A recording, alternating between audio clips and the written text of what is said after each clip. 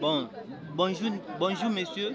Bonjour monsieur le journaliste. Voulez-vous vous présenter pour les téléspectateurs? Je suis Jack Sinzaera, je suis un activiste pro-démocratie en RDC. Alors vous avez suivi brièvement l'exposé du docteur professeur Vital Kamerhe à propos de la relève ou le nouveau modèle économique pour enlever la RDC du gouffre de la pauvreté.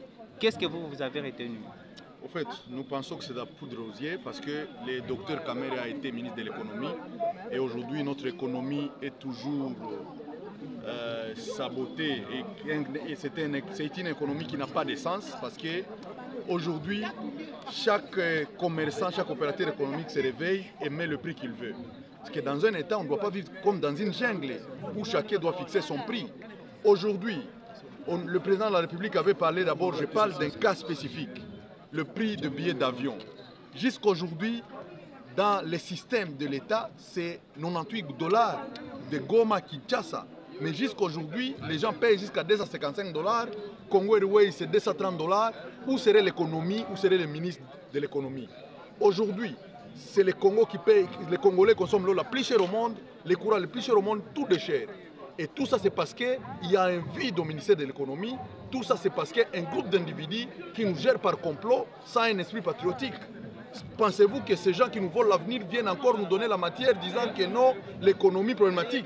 Comme ils connaissent ces problématiques et sont aux affaires, qu'ils mettent ces intelligences-là pour relever ces pays.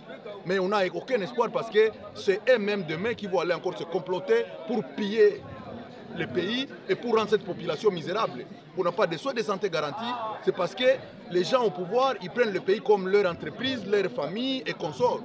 Et voilà que venir nous mentir des problématiques de l'économie et ils sont aux affaires. Moi, je pensais que c'était un professeur de l'INIKIN qui devrait nous exposer parce qu'il n'est pas aux affaires.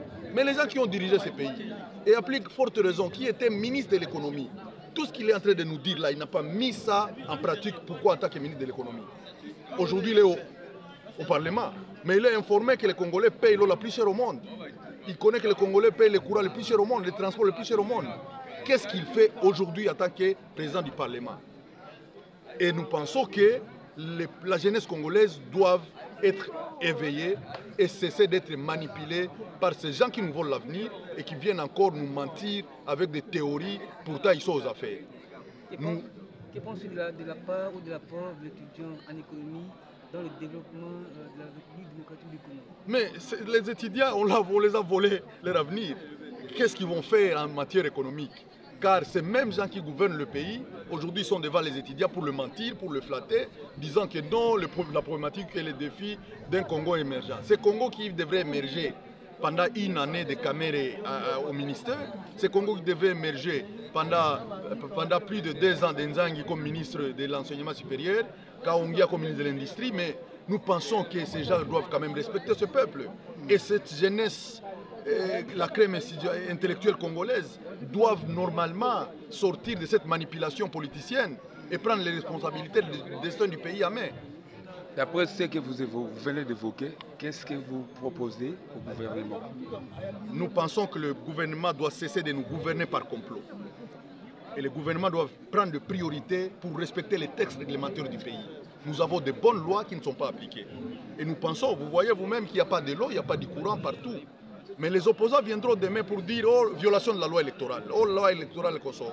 Pourtant, il est temps de se lever pour que l'économie congolaise puisse s'élever. Quand la population paye une taxe de voleur à l'aéroport, la taxe de GoPass, et les docteurs en économie aujourd'hui n'en disent quoi? Et vous avez des aéroports le plus sales au monde où il n'y a même pas la connexion Internet et où pour voyager on vous fait payer des taxes aéroportières. Tout ça, ça remet le pays en arrière.